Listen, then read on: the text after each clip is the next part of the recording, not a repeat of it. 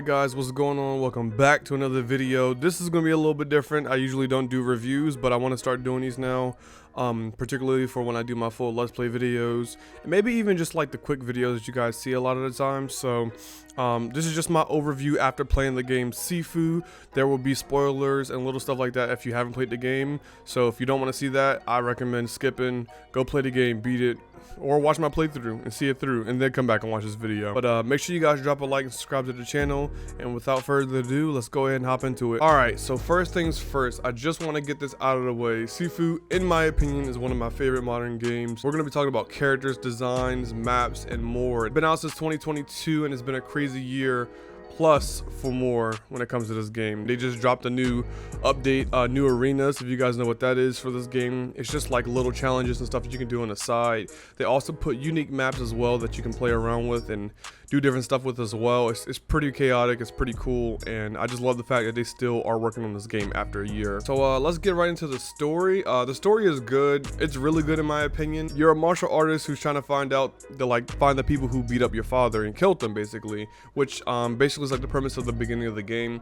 You're a little kid, and a bunch of these goons, like a group of fighters who come in and raid the whole shrine that you guys, practice in, or your dojo that you guys practice in. One of them kills your father right in front of you and attempts to kill you. And because of you having the talisman, which is something that you got from your father, that is what keeps you alive and helps you, grow up to fight and get revenge on all of these goons. Now, I just want to talk about the characters for a second. This might obviously just be my opinion, but I feel like the characters is what really brings this game all together. When I talk about the characters, I mean it in a way that it really gives them their own original style and their own lives, if that makes any sense. So when you're playing against all these fighters and you're playing against all these bosses, you really get to see like what their lives were basically afterwards. And it's not really that deep, as in you get to see what happens exactly after or whatever, but you get to see the little stuff in it.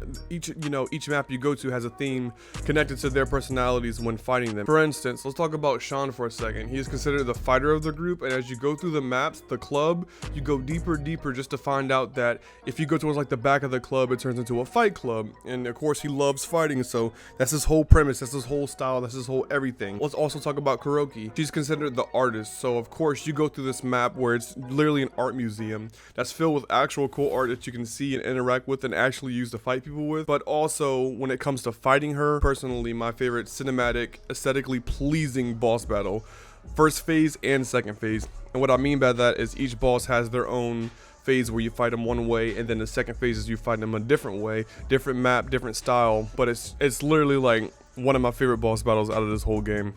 And just like I said, every character has their own style and personality. Fajar, for example, is the botanist, if I'm saying that correctly. His location is in like the slums, and as you go farther and farther into it, it turns into like a greenhouse where he's around plants and stuff like that. He takes care of them. He actually is able to grow them with his hand. That's like his special power in a way, which is really cool. Going into his second phase, he has all these bamboos that he can jump in and out of, and that's just a really cool feature with him. And then we have Jin Fang, hopefully I'm pronouncing it right. She is known as the CEO, whose map is literally like a tall skyscraper. You run into her business and you're literally fighting people just to find her, and you're going through all these offices and these little headquarters, and as you go down, you end up going down, and instead of going upwards, it's kind of the opposite. You're going down deeper into the building to where you find her and fight her, which turns out to still be a really cool fight as well. And of course you have Yang, the leader, who is a really cool boss.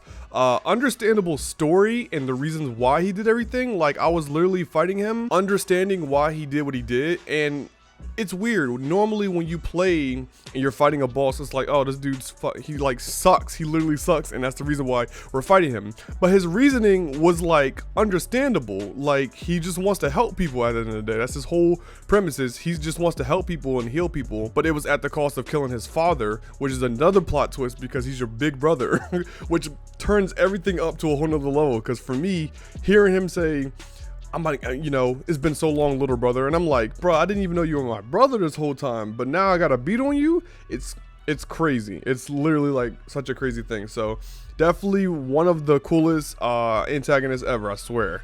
Now, one more thing I wanted to mention too is that there's an alternate ending for this game, and basically, like I said before, the premise of it is revenge. In Chinese culture, there is a whole thing about not doing revenge. It's a big no-no. I'm not 100% on the tradition, but I do know that that is not something that is accepted. And so the alternate ending is supposed to be about enlightenment and being peaceful. I don't have the full breakdown of it, but I do have the source. This guy right here, he literally brings a whole breakdown, so just check him out. I'll put a link for his video down below. He'll explain to you exactly everything about it. I just wanted to put that out there, see what it's about, and you know, interpret it how you want to interpret it. But the whole idea is supposed to just be about not getting revenge, not taking, you know, your enemies out, and the most powerful revenge is, I guess, forgiveness in a way. Again, just watch the video. He explains it more in detail and better than I can. But yeah, these reviews won't be super in-depth and super complicated. I'm just giving you guys my official opinion and my review of the game overall. I really do love this game. I think it's really cool. It's a modern game. I'm definitely going to be playing this thing repeatedly. I want to max out, get 100% on the whole game as best as possible because it's just so good. It's so much fun. And I love martial arts. I love anything involving this kind of style of fighting. So I'm definitely going to be playing this thing for the long term. But honestly, there's a ton, and I literally mean a ton of stuff that I can talk about with this game.